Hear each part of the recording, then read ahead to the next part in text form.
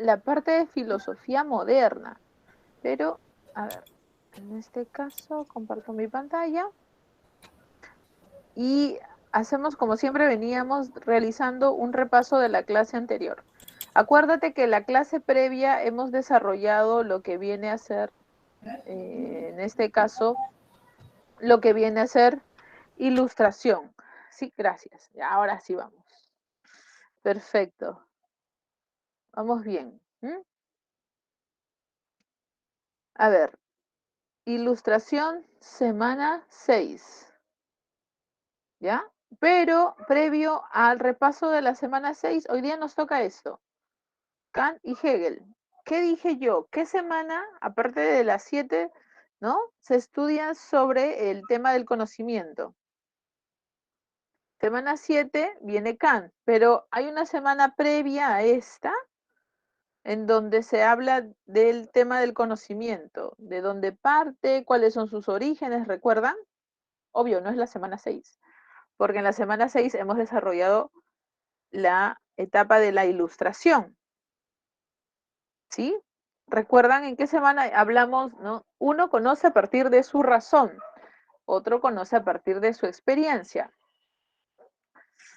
¿sí? Semana 5. Acuérdate, mencionamos, tú tienes que tener estrategia al momento de estudiar para que te acuerdes de la información de manera más certera, ¿sí? Semana 5, que fue propiamente el inicio de la filosofía moderna, porque hemos hecho 4 de antigua. Entonces hablamos de quiénes, de René Descartes y de David Hume, y dijimos que debatían, sí, por ahí escucho, sí, no hay problema, debatían acerca del origen del conocimiento. Para Descartes era la conciencia y para David Hume, ¿se acuerdan? ¿Qué afirmaba David Hume? ¿De dónde partía el conocimiento? De las experiencias. Ujú. De las experiencias. ¿Y de dónde proceden las experiencias? De Los las sentidos. de los sentidos, las sensaciones, ¿no? Que en realidad en psicología sería como explicar, ¿no? La sensación estimulada y luego esa información captada por un receptor. Pero David Hume pues no va a hacer ese hincapié. Y de frente dice que una sensación y hay una respuesta interna, ¿no? A la sensación David Hume le llama impresiones. Quiero que recuerdes eso. Aquí vamos, aquí está. Y a la respuesta interna, que para nosotros en psicología sería, por ejemplo, percepción, que es interpretación de algo, David Hume les llama impresiones de reflexión, ¿no? Por ejemplo, ¿no? Tener la sensación de que el café está caliente y que tiene un sabor agradable, ¿cierto? Esa es una sensación. Y esto de sentirme, ¿no? A gusto con lo que acabo de, ¿no? En este caso, captar, lo que acabo de captar se llama una impresión de sensación, pero sentirme a gusto, experimentar alegría, sería una impresión de reflexión, que es de parte mía. Lo que vino en la parte externa, sensación. Y lo que viene de parte mía, reflexión. ¿Sí? ¿Qué más vimos? Por ejemplo, esa semana 5 dijimos que Descartes afirma que no es posible el conocimiento si, en este caso, primero no se demuestra la conciencia. ¿Cómo se llamó el método de Descartes para demostrar que la conciencia existía? ¿Se acuerdan? Tenía 3 pasos, por Método de ahí. la duda. Sí, muy bien, claro, no ¿No es dudes. cierto? No, No dudes de la duda, ahí está.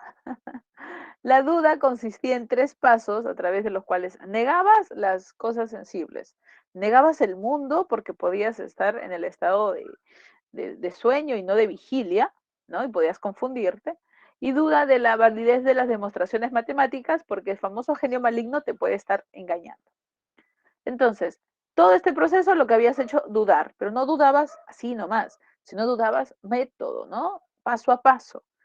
Con todo esto te dabas cuenta que estabas haciendo el proceso, ¿no? En este caso, mental de dudar.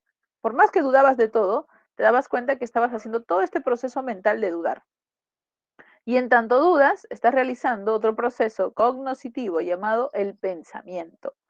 Y en tanto piensas, no sabes si tienes cuerpo, no sabes si tienes historia, no sabes si existe el mundo, pero por lo menos sabes que existes. Pienso, luego existo. ¿Pero por qué he pensado? Porque he dudado. Entonces, partía Descartes de la certeza que existíamos en tanto conciencia. Esto, que eran dos extremos, ¿no? O todo es a nivel de la conciencia, o todo es a nivel de las sensaciones, como lo afirman los empiristas y David Hume, va a ser mejorado por el filósofo que hoy día vamos a desarrollar. ¿Quién? Immanuel Kant, un filósofo alemán que crea una nueva propuesta para hablar del conocimiento. Por eso les dije, estudien la semana 5 con la semana 7, porque en la semana 7 vamos a hablar de criticismo. Entonces, las tres propuestas están relacionadas. ¿Puede venir una pregunta de eso? Sí, profe. Sí, sí, sí, sí. Porque es un, como digamos, es la fija con el tema del conocimiento. Entonces ahí a tener esto en cuenta, ¿ya? ¿Qué va a hacer Kant? No va a ser extremista, no va a decir solo es la razón o solo son los sentidos, sino que va a decir son ambos y un agregado. Entonces va a mejorar, ¿cierto? ¿Cómo tú conoces el mundo? Porque tienes una predisponibilidad, ¿no? A captar información, ¿cierto? Pero también no solo la captas, sino que también la interpretas. Eso va a explicar Kant.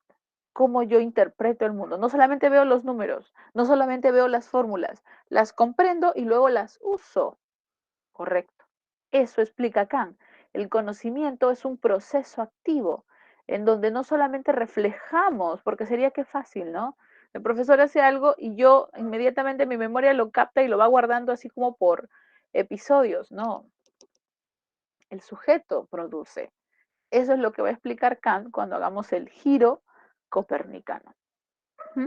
Listo, entonces, solo un repaso así, digamos, un poco brusco de la semana anterior, ¿ya? Lo que acabo de mencionar es una situada de la semana 7, pero quiero que me ayudes con lo que hemos hecho en la semana 6. ¿De quiénes hablamos? Hablamos de la filosofía moderna desde el aspecto político. Ajá. Mencionamos a 3 ilustrados. Mencióname cualquiera. A ver. Y desarrollamos su teoría. ¿A qué ilustrados mencionamos? Hay uno que decía, el hombre es bueno y la sociedad lo corrompe. Otro decía, el poder debe dividirse, porque si no, también se corrompe.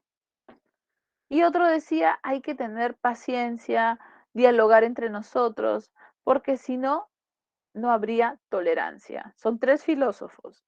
A ver, mencióname a cualquiera. Yo los estoy leyendo a través del chat. ¿Mm?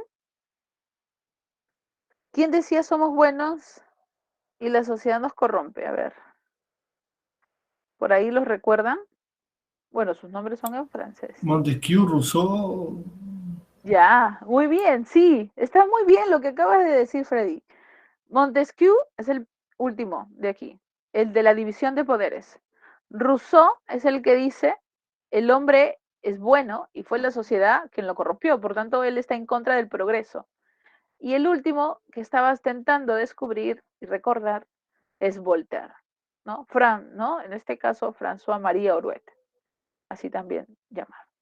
¿Quiénes eran los ilustrados? ¿De qué trató la ilustración? Hablamos de sus ideas, de las ideas en el ámbito político y en el ámbito social, que luego van a generar lo que tú haces en historia llamada como la Revolución Francesa, de 1789. Entonces, las ideas de esos pensadores motivaron un cambio ¿no? en el pensamiento político, social y también hasta económico. El primero, el barón de Montesquieu, que escribe, su libro es así, ese es el título, El espíritu de las leyes. ¿De qué nos habló? Primero nos dijo que las leyes no son eternas, ni son universales, ni son absolutas, están condicionadas, así de simple. ¿Y por qué están condicionadas? Por las relaciones históricas, el pasado histórico, por el territorio del país, por la situación económica y social. Creo que está de más decir eso, ¿no? Por ejemplo, ayer leía un informe de, parece que se llama Freedom House, parece que se llama así la institución, sobre que en general en América somos países en su mayoría libres. Algunos son de tendencia, digamos, moderadamente libre y otros no tienen libertad. Pero sin embargo, en Asia, la mayoría de países están con tendencia baja a la libertad. ¿Y cómo se medía la libertad? Se medía con la participación, en este caso, en el ámbito político. Entonces parece que en Asia no hay una participación como se da acá. No hay un pluralismo político. Entonces, eso es más o menos lo que nos decía Montesquieu. Cuando hay varias ideas, pues eso está generando que haya también, ¿no? No unas leyes absolutas, sino que se debatan. Y eso es lo que nos hace ser libres. Por eso decía, las leyes están condicionadas. Por ejemplo, en estos países, no, porque no hay tanta libertad. En América, y en tanto América del Sur y América del Norte, América Central, por ahí había algunos que no tanto, pero se les considera libres. Con las formas del Estado vimos que la mejor de todas ellas era la República, que da a los ciudadanos, les da el sentido de que pertenecen a una patria, los respeta en tanto seres con virtud y defiende dos principios, libertad e igualdad. Mientras que los otros dos, la monarquía se basa en el honor y los privilegios y desigualdades, y el déspota es un tirano. Por tanto, para mantener el poder, crea estrategias que incluso usan el temor.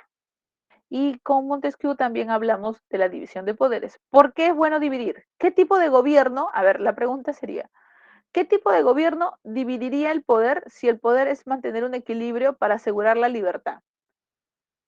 ¿Qué tipo de gobierno? A ver, ¿cuál sería? Mexicano. Exacto, Republicano. republicano, por lógica. El único que pide que se dividan los poderes es la república. Los otros dos no, pues no le conviene. Uno, porque se les va de las manos y dos, porque hablar de división de poderes significa dejar a entrar a otros a gobernar. Y ellos, ¿no? Están muy dirigidos por un grupo cerrado. Entonces, mantienen esa situación de diferencia. Sí, porque eso, pues, división es sinónimo de equilibrio.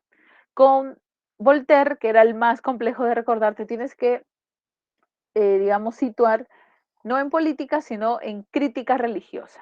¿Qué dijo Voltaire? Dios existe, sí es cierto, pero no por una religión. Dios existe como una demostración racional. Dios hizo el mundo, lo hizo perfecto y lo dejó, digamos, girar al igual que fuese un reloj.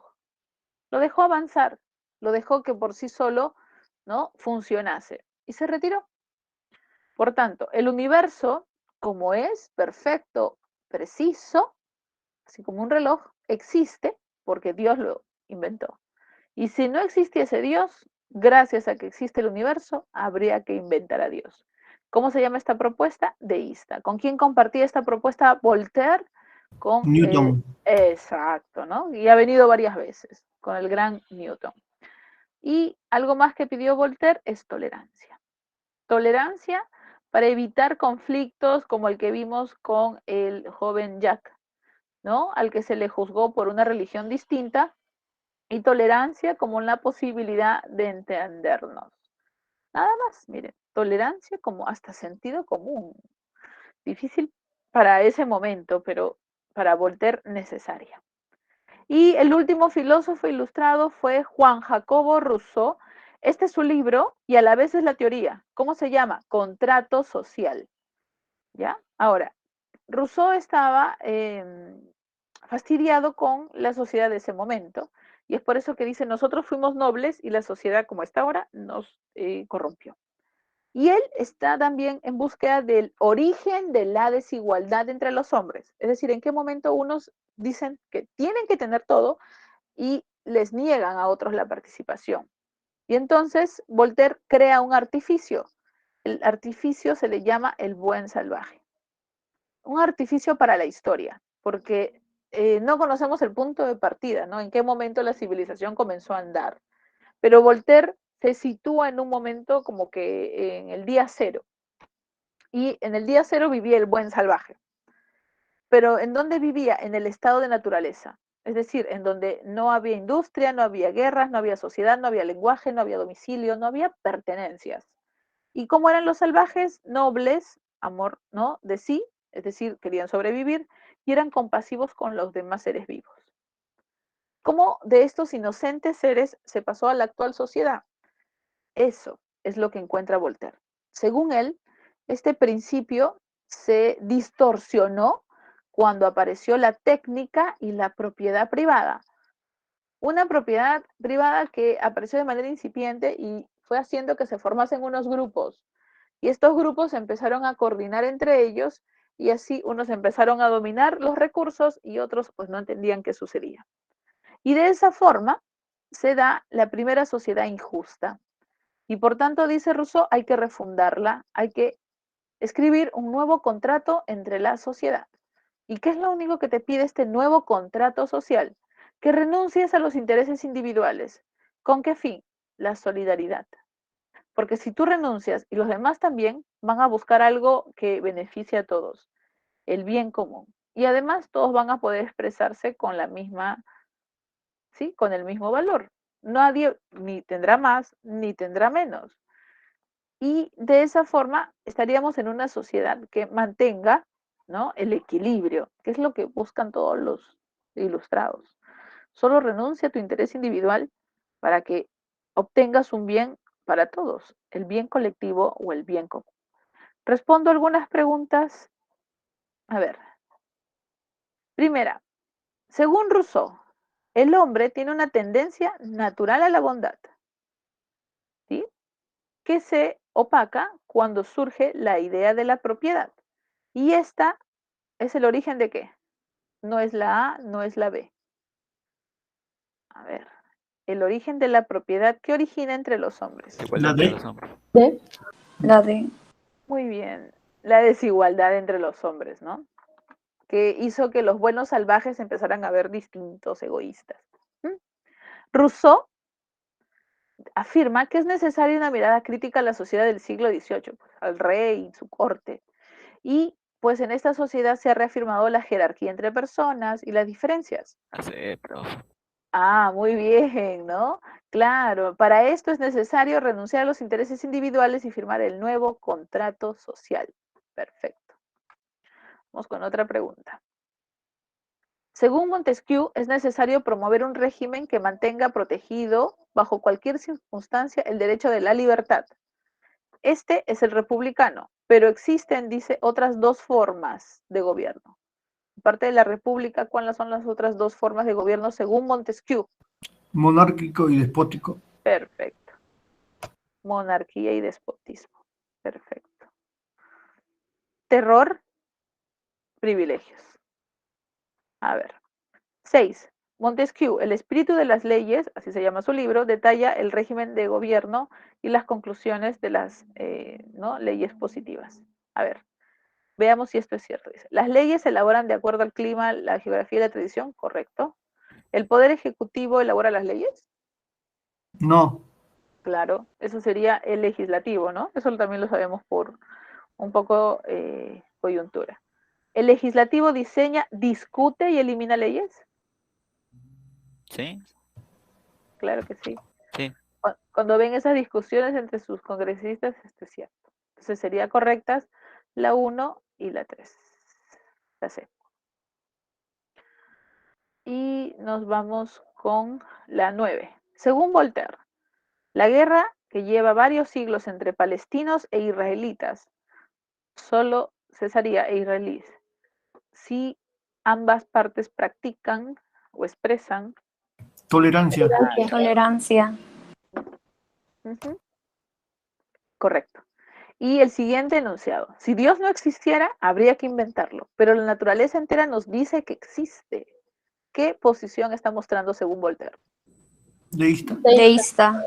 Dios existe de manera racional. Wow, chicos, lo han hecho muy bien.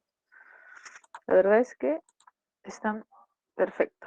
Vamos entonces a nuestro tema de hoy. Acá estamos. Ahí les he compartido a nivel del chat las claves que corresponden a las preguntas que quedaron de lo que hemos venido haciendo con la evaluación. Listo, estamos aquí entonces. Criticismo, esa es la propuesta de Immanuel Kant. Recuerda, es la síntesis entre dos extremos. Racionalista, ¿sí? Que dice que todo se conoce a nivel de las ideas, de la conciencia, y empirista, quien te va a decir que todo se conoce a nivel de los sentidos y las impresiones. Kant no está de acuerdo y afirma primero que para que tú asegures que hay un conocimiento así, primero deberías preguntarte qué es lo más importante a la hora de conocer el mundo. Y entonces él, como ven aquí, va a proponer su famosa teoría llamada el giro copernicano. ¿De qué trata el famoso giro copernicano? Este giro copernicano lo que hace es cambiar la mirada. Si antes, ¿no?, tenías a una persona que quería captar un objeto, se decía que la persona, ¿no?, sus sentidos, sus receptores de información solamente se estimulaban por el objeto y tú copiabas al objeto como si tú fueses un espejo. Entonces se decía que ese era el modelo tradicional del conocimiento, ¿no? La razón termina siendo un espejo del mundo. Entonces, ¿qué pasaba?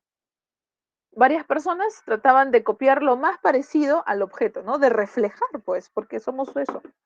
Y era un problema, porque a veces, acuérdate, nuestros sentidos pueden estar condicionados por nuestro estado de ánimo o por algún problema incluso, ¿no?, a nivel fisiológico. Y yo puedo estar captando mal, puedo estar creándome ilusiones. Ya pues, entonces, ¿cómo sabíamos si realmente estábamos captando el mundo y sus objetos? Y Kant dice, hay que cambiar de eje. Ya no va a ser importante el mundo exterior y los objetos, porque pues nosotros somos los que estamos elaborando los reflejos. Por tanto, el giro copernicano va a tener como real importancia a la acción activa de los sujetos, de las personas. No me importa si estoy captando igualito al objeto. Lo más importante es que yo lo estoy creando. Yo le estoy dando un significado. Yo lo estoy percibiendo. El objeto fue un estímulo, fue el inicio. Pero ¿en dónde termina el significado? Acá. Y luego esta información es regresada al mundo. Viene de forma ascendente, se capta, se interpreta y regresa al mundo y pues ahí estoy diciendo cómo es el objeto. Por eso se dice, la razón produce al objeto. Ese es el cambio de eje. Ya no el objeto, sino ahora el sujeto, el giro copernicano. Así le pone el nombre Kant, ¿ya? No te asustes porque seguro te hace pensar en Copérnico. No, le pone la teoría del giro copernicano porque está cambiando de eje el tema del conocimiento. Entonces ahora es el sujeto el más importante. Primer paso. Segundo paso, Kant va a decir, si ya sé que el sujeto conoce y produce sus imágenes del mundo, ¿qué conoce? Y Kant dice, si produce y no refleja, ajá, y entonces dice, nosotros estamos produciendo fenómenos. En griego, fenómenos viene del término phainommenon, que significa lo que aparece. Yo no creo la taza en mi mente, sino yo le estoy dando un significado, quizás por los colores, quizás por el contenido de la taza. Entonces, todo eso se interpreta. Diferentes estímulos que vienen a ser captados por, ¿no?, mis sentidos, llegan a mi cerebro, ¿no?, los interpreto, les doy un significado y por tanto yo obtengo un fenómeno. ¿Cómo son los objetos para mí?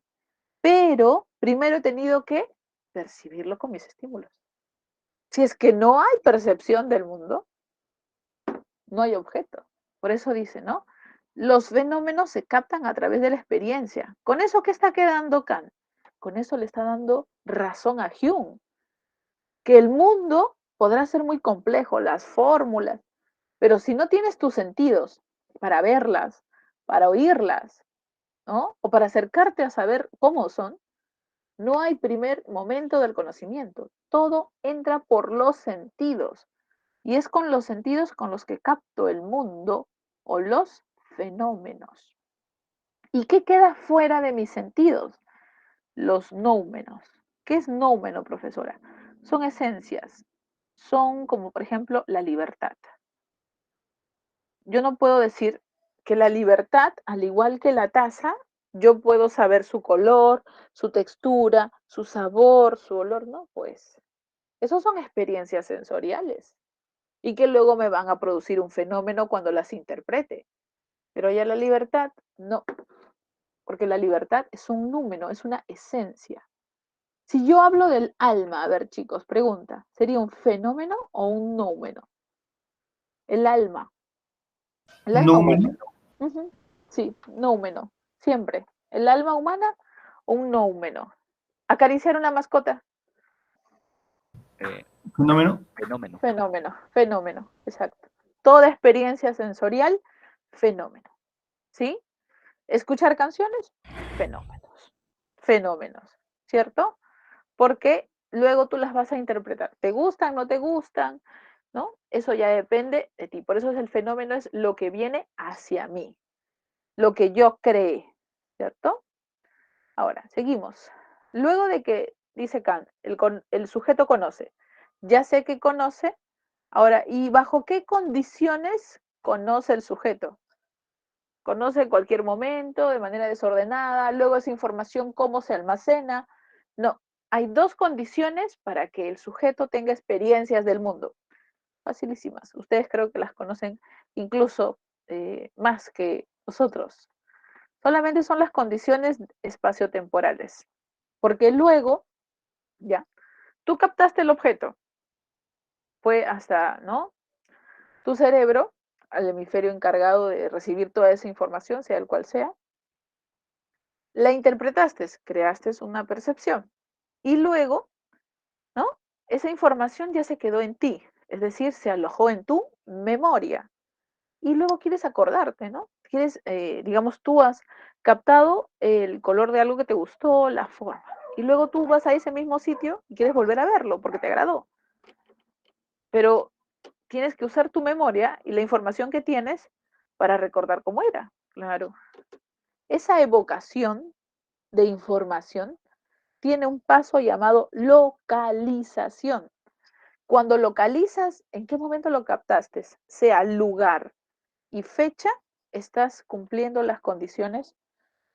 Sí, eso sería la memoria a largo plazo. Claro, la de corto plazo es la que tiene la duración menor, que nos ayuda, ¿no? En cosas básicas, pero yo estoy hablando más que todo de la de largo plazo, en donde ya queda de manera significativa el conocimiento, y te permite luego reconocerlo en un determinado tiempo y lugar, ¿no? ¿Qué hacías, digamos, ¿no? A ver, tenemos varias fechas. Ajá. ¿Qué hacías un domingo, ¿no? Eh, por ejemplo, 10 de octubre, más o menos a las 9 de la mañana. ¿Ahí qué estoy haciendo? Estoy localizando una experiencia en un determinado tiempo, ¿sí? Y lugar. Estoy cumpliendo una condición. Para que luego yo lo almacene en mi memoria y lo recuerde más rápido. ¿Mm? Esas son las únicas dos condiciones del conocimiento que pide Kant. Y que además dice, mis sentidos están predispuestos, ¿no? A reconocer esta información, porque ya diferencian si vuelven a captar algo. Eso es lo que nos dice Kant, ¿ah? Por si acaso. ¿Dónde escribe esto Kant? Por si acaso, ¿verdad? Lo estaba olvidando. El libro donde escribe esto Kant se llama Crítica a la razón pura. Si es que viniese en el examen, ¿dónde expone esta teoría Kant que estamos explicando paso por paso? Se llama así, Crítica de la razón pura. ¿Ya? La última característica del conocimiento según Kant. Ya dijimos que conoce el sujeto, ¿no? Los fenómenos, ¿Qué condiciones son necesarias para que conozca? El tiempo y el espacio. Y ahora, ¿cómo expresas el conocimiento? Otra función, el lenguaje. El lenguaje va a servirnos para expresar el conocimiento, pero Kant dice acá juicios, porque el lenguaje crea oraciones y en vez de decirles oraciones, Kant les ha puesto el nombre de juicios. ¿Cuáles son las partes de una oración? Sujeto y predicado. Por tanto, los juicios tienen lo mismo, sujeto y predicado. ¿Vamos bien con esa comparación para que lo recuerdes? ¿Ya? Puedes decirle oración o puedes decirle juicio, pero la estructura es idéntica. Tienen sujeto y predicado, y dentro del predicado tienen su verbo. Cuidado, no vayas a asumir unas frases nominales, porque no, para nada. Tienen que tener un verbo. ¿Ya? Que se refiere a una acción, digamos así. Entonces, existen 4 tipos de juicios, según Kant, 4 tipos de oraciones. ¿Y cuál es la función de estas oraciones? Describir el mundo. Si yo dijese, la taza, ¿no? Tiene una bebida que está caliente. Para saber que la taza contenía una bebida que estaba caliente, ¿qué tuve que usar? La experiencia. Por tanto, mi juicio se llamó a posteriori. ¿Vamos bien con eso? Si en cambio yo digo, la taza sirve para contener líquidos, ¿para eso tengo que usar la experiencia? ¿O hablar del concepto taza ya sirve para eso? ¿Qué me dicen? Para saber que la taza podía contener un líquido, ¿tuve que usar la experiencia o eso ya era cierto antes? Eso ya era cierto antes. Claro, eso se le llama a priori. Antes de la experiencia, a priori, ¿no? Después de la experiencia, para saber que el líquido estaba caliente, tuve que percibirlo a posteriori. Ahora, ¿cómo son los analíticos y sintéticos? El analítico nos va a decir el sujeto y el predicado son iguales. Y el sintético, lo contrario. El sujeto y el predicado van a ser diferentes. Esto es lo mayor. Analítico, el triángulo tiene 3 lados. Profe, si es triángulo, tiene que tener 3 lados. Acuérdate que estoy mencionando un ejemplo de analítico. No quiero hablar nada nuevo. Quiero repetir lo que ya dije en el sujeto. Si dije triángulo, en el predicado, usando mi verbo, voy a decir lo mismo, pero de una manera pues, distinta, con sinónimos, digamos así. Se le llama juicio analítico. Y un juicio sintético puede ser cualquiera. La taza es de color azul, la taza es de color verde. No necesariamente el concepto taza incluye el color, ¿cierto? Entonces, el sujeto y el predicado son distintos.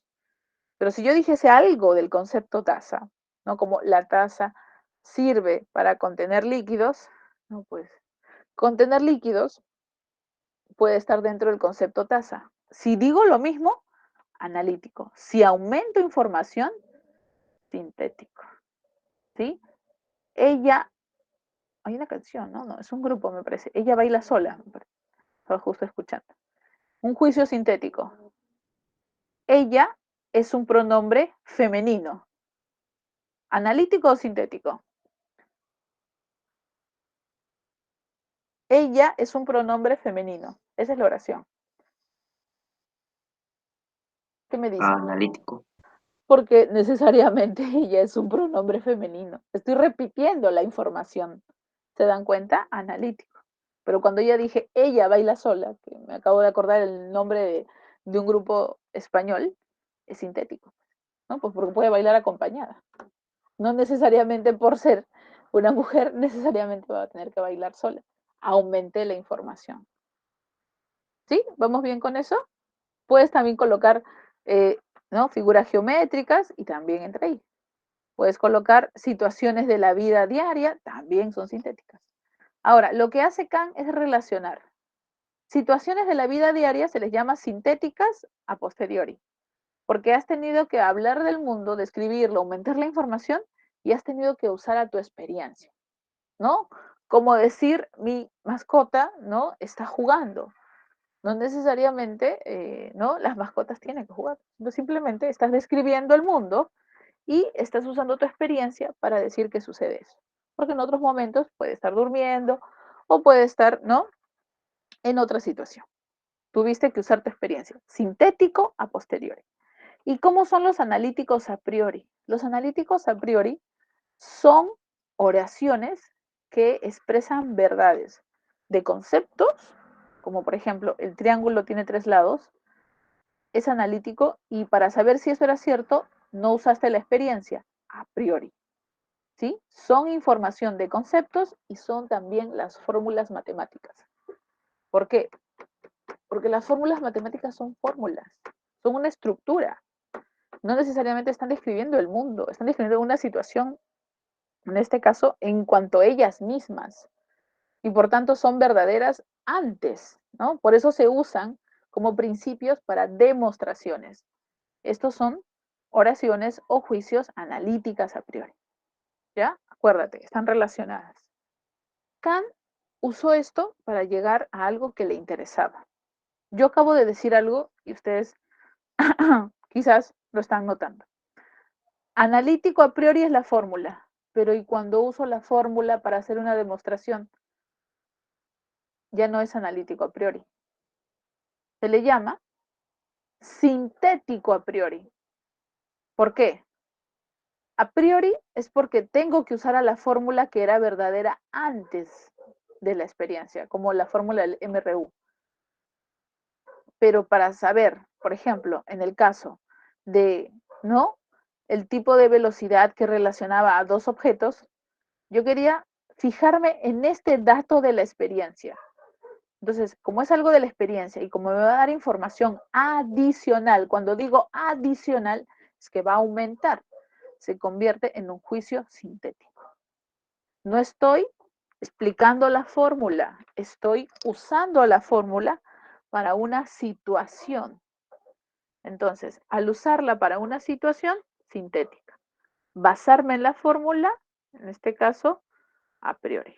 Y de esa forma, dice Kant, todas las oraciones, todas las demostraciones que vienen de parte de las ciencias, se les llama así, sintéticas a priori. Y a las fórmulas, analíticas a priori.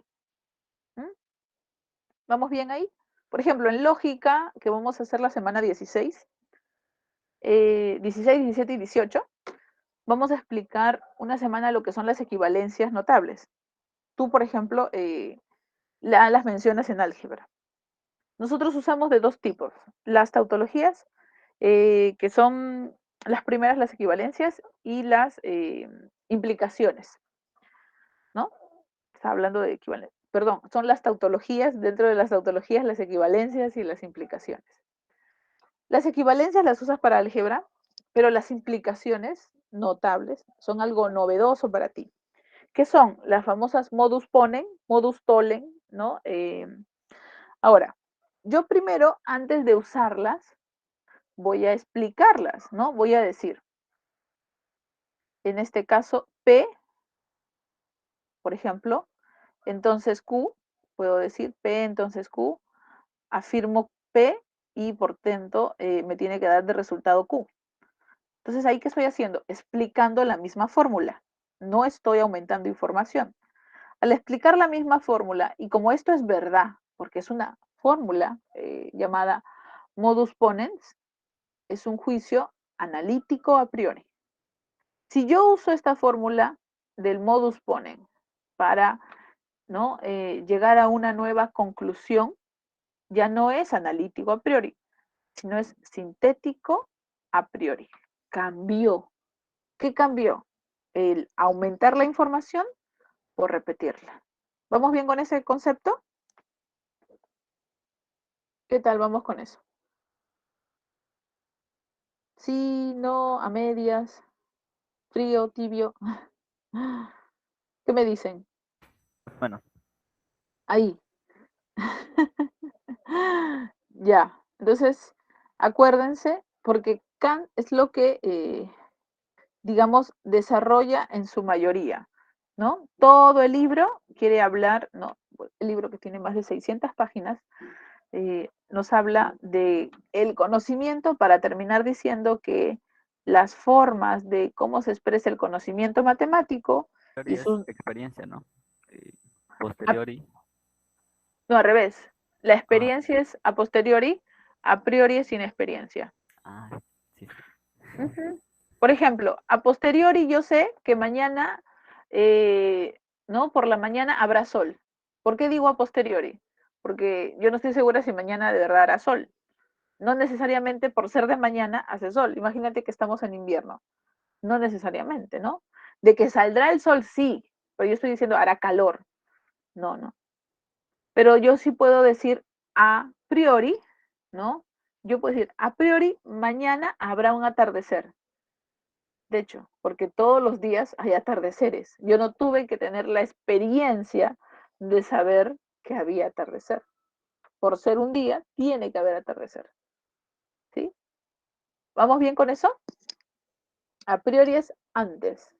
A posteriori es después de la experiencia. A posteriori, el sabor de una bebida. A priori, saber que un recipiente como este va a contener bebidas. Sí, porque los recipientes sirven para eso. ¿Mm? ¿Ahí? Esto es lo que yo diría tienen que hacer más hincapié para reconocer, quizás ahí tienen que usar un poquito más la memoria.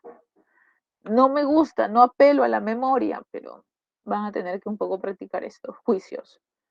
Y porque yo quiero hacer una comparación de estos juicios cuando luego nos toque Wittgenstein, porque ha venido una pregunta así. Han comparado los juicios de la semana 7 con la semana 10. Entonces yo quiero que tengan ustedes esa facilidad. ¿Ya? ¿Vamos bien con eso? Entonces, repasemos bien. Analíticos, no aumenta la información. A priori es antes de la experiencia. Sintético, pues describe el mundo en general. Son cualquier oración del mundo, ¿no? Y a posteriori es después de la experiencia. Eh, el lenguaje de Wittgenstein se parece, pero les dice sin sentido y con sentido. Les cambia el nombre. Es lo mismo. Por eso yo quiero que ustedes capten bien esto, porque cuando hagamos Wittgenstein y solamente vean que es un cambio de nombre, va a estar papayita, como dicen, facilísimo. Pero es lo mismo. Vamos entonces con nuestro último filósofo del día de hoy. ¿No? En este caso, el inicio de la filosofía contemporánea. Así, ahora sí ya. Estamos en filosofía contemporánea. ¿Quién es? Hegel. ¿Qué vamos a hablar de Hegel? Vamos a hablar de su dialéctica. ¿Qué es la dialéctica? Va a ser su método. La dialéctica es el método hegeliano, ¿ya? No es nuevo. El método de Hegel, dialéctica, ya fue inventado por otro filósofo de mucho más atrás, Heráclito. Si te acuerdas, Heráclito decía, nadie puede bañarse 2 veces en las aguas de un mismo río, porque yo no soy el mismo, ni el río tampoco. Por tanto, para Heráclito, que es el inventor del método hegeliano, ¿no? Dialéctica significa movimiento, cambio constante. ¿Se acuerdan quién criticaba a Heráclito? Por ahí. Parménides. Perfecto, muy bien. Parménides, que decía que todo era estático, que las cosas no podían cambiar, que el ser era eterno, único, que no nacía. Perfecto. Mientras que para Heráclito, si tú ves que en las cosas, ¿no? Cambian, se marchitan, por tanto, simplemente estás entendiendo las cosas bien. Y para eso, él dice, veamos la dialéctica. Dialéctica es movimiento y algo más, lucha de contrarios. Cuando tú dices, estoy viendo las cosas dialécticamente, porque a veces veo que lo usan, estoy viendo las cosas en oposición. Yo estoy a favor de algo y va a venir alguien, me va a dar la contra. Si yo digo vida, la otra persona me dice muerte. Si yo digo día, la otra persona me dice noche. Si yo digo justicia, la otra persona me dice injusticia. Siempre es así una mirada dialéctica, dos posiciones enfrentadas, ¿ya? Y bajo esas dos posiciones enfrentadas, luego se produce el movimiento. Eso a Hegel le encantó y dijo, este es mi método, me encanta este método, porque yo también estoy entendiendo que la realidad cambia, pero Hegel le agrega algo más. La realidad ha ido cambiando desde siempre. no cambia recién, cambió desde los griegos y hasta ahora.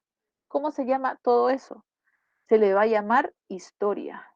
Para Hegel, la historia está representando los cambios que la realidad, las civilizaciones, el conocimiento, digamos así, ha ido teniendo. Entonces, para entender la realidad, debo analizar la historia. Pero la historia se mueve como se movió la realidad. ¿Cómo se mueve la historia también? Dialécticamente, siempre por contrarios, siempre en movimiento. La historia no es un avance así, ¿no? Griegos, romanos, y luego, ¿no? La invasión a los romanos, decaimiento de imperio. No, no es así lento, es conflicto la historia. Entonces Hegel dice, ahí pasa un problema. Siempre hay cambio, siempre hay conflicto. ¿Cuándo llegaremos a una meta? Este filósofo de origen alemán, perdón, va a ser considerado como el último filósofo sistemático y también como un romántico, porque concluye que todo el conocimiento que existe es todo un sistema, porque todo el conocimiento que hemos creado, desde las matemáticas y sus diversidades, desde las humanidades y también sus, digamos, disciplinas, las artes, o cosas tan sencillas, ¿no? Como para sobrevivir a un medio, todos estos conocimientos que hemos adquirido ¿no? De diferentes maneras y a lo largo de la historia, son parte de peldaños hacia una escalera que tenemos que subir para llegar a nuestra meta. Eso es lo que quiere Hegel, por eso se le dice un filósofo sistemático. Entonces, profe, ¿qué quiere decir? ¿Que la mecánica estaría relacionada con la lingüística? Sí, pero no por lo que hacen, sino porque ambas son una evidencia de que como humanidad hemos ido avanzando y hemos ido creando conocimiento, avanzando peldaño a peldaño, pasito a pasito, para como humanidad llegar a una meta. Por eso es romántico, porque él cree que todas las cosas van a llegar a un fin, ¿no? Los románticos pensamos así. Bueno, eso dicen, ¿no? Que la humanidad entera va a llegar a su meta. ¿Y cuál es la meta? Eso vamos a encontrarla ahora. Aquí está. Para llegar a la meta, usa los lentes del método de la dialéctica. Sí, nada más. ¿Qué habíamos dicho? La dialéctica inventada por Heráclito. La dialéctica significaba cambio, camino, movimiento, evolución. Dile como quieras. Cambio, camino, movimiento, evolución.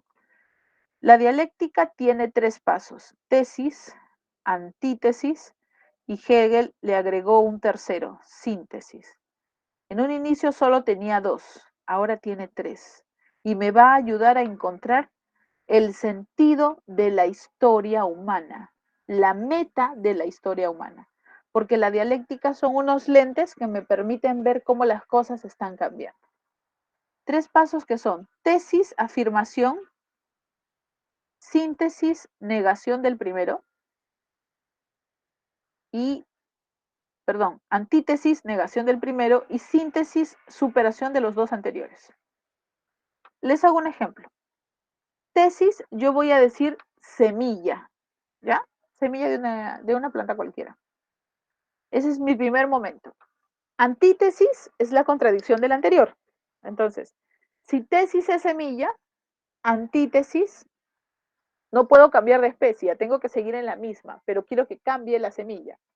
La semilla se convierte en una planta, ¿ya? Tesis, semilla, antítesis, mejoró, pero ya no es el primer momento, antítesis, planta. Tercer momento, síntesis. Ya no puede ser semilla, no puede ser planta, tiene que mejorar y superar a los 2 anteriores. ¿Qué me da una planta? Un fruto. Un fruto que nuevamente se puede convertir en tesis y mantiene el movimiento. Fruto origina semillas, las semillas se convierten en plantas y otra vez fruto. Por tanto, se mantiene el movimiento. Hagamos otro ejemplo. Tesis, Sócrates.